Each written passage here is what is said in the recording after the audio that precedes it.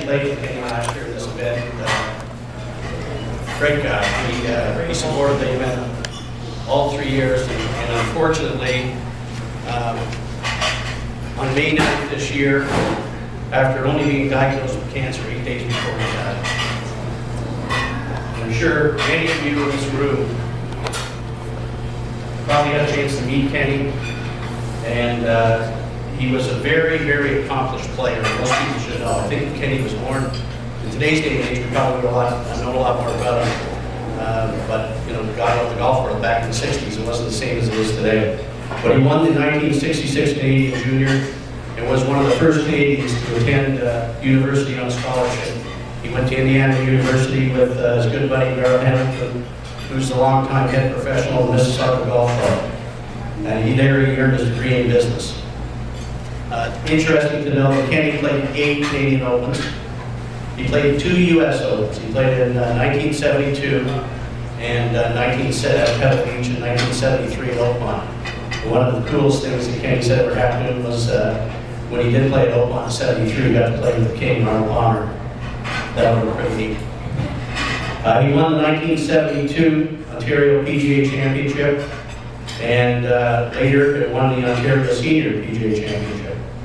And among his other golf accomplishments, which are too many to mention, he played in many events on the U.S. PGA Tour, the European and South African Tour. He was the head professional at Devil's Pulpit for a number of years in the 80s. I'm sorry, I meant to double check that with John Crenny, but Kenny was there for what, probably 8-10 years, something like that. And after that, he was one of the founders of a new golf concept called Launch in Woodbridge, where anybody that's gone there and played, it was a driving range, but it had targets that you could hit to, so you could actually play a game and post your score. Later, he helped develop Grand Niagara Golf Course, and anybody who's been down playing golf in the Niagara area, in my opinion anyways, I think it's one of the finest facilities. And he was actually the general manager of Grand Niagara, and that was his last job before he passed.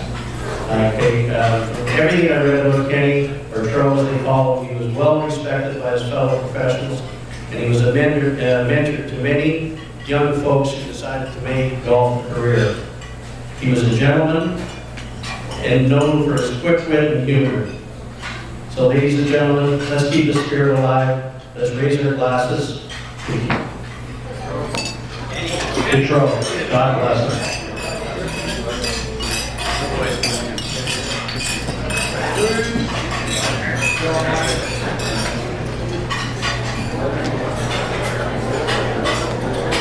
Nice job, Stevie.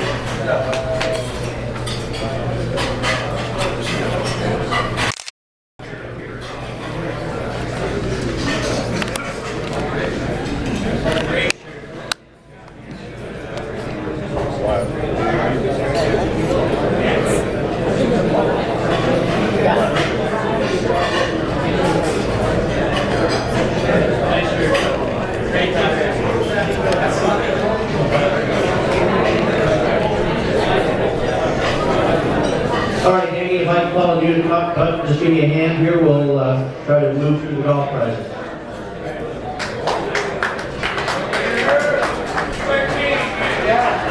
Before we get to the official events, it was told to me by one of the groups out here today that I should mention that my nephew Jimmy had quite a golf accomplishment out there today. He drove number 2 and proceeded the 4 putt for a bogey.